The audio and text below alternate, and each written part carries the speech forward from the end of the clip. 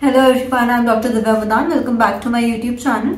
So NEET CT exam is just around the corner and some of you might also be preparing for the next NEET exam. So here are a few tips that might help you during your exam preparation.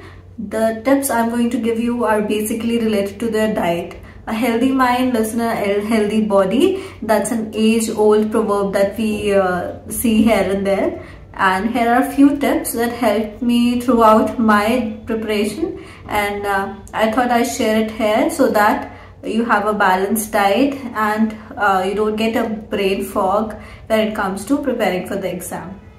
So tip number one is having a balanced diet. We all know that our diet should not be loaded with too much carbs or too much proteins. There should be a balance of it. So my diet usually had a mix of proteins and carbs, and I usually accompany it with some probiotic in the form of curd or lassi or chach, and especially summers are coming up, so make sure you include at least one probiotic in one cooler drink whenever you're having your meals, and make it a light meal so that you don't feel groggy after having it, and have little snacks in between.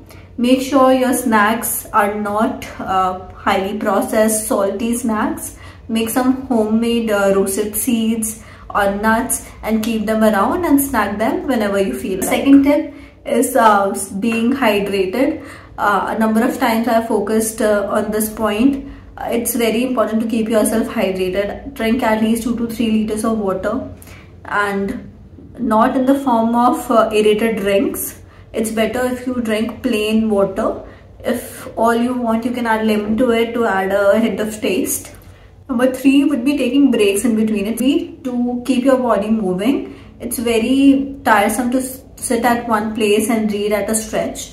If you are studying at home, keep a standing table so that you can adjust it and stand in between your study sessions. Also, you can take a walk if you're planning to study through Pomodoro technique. Then in between your walks, you can just take a 5-minute walk and listen to music in that time. And lastly, it's really equally important to sleep.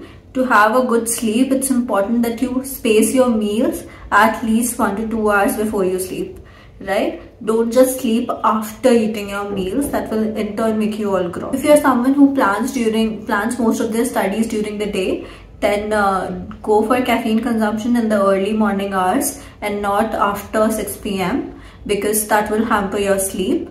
And if you are someone who plans most of their studies during the night, then consume caffeine according to that. Make sure you don't drink more than 2 or 3 cups of coffee per day. And also, if you are having some energy drinks like Red Bull or Monster, make sure you have only 1 drink per day because they have usually high amounts of caffeine. That's it from my side. I hope this finds you helpful. Stay healthy during this time and all the best for your exams.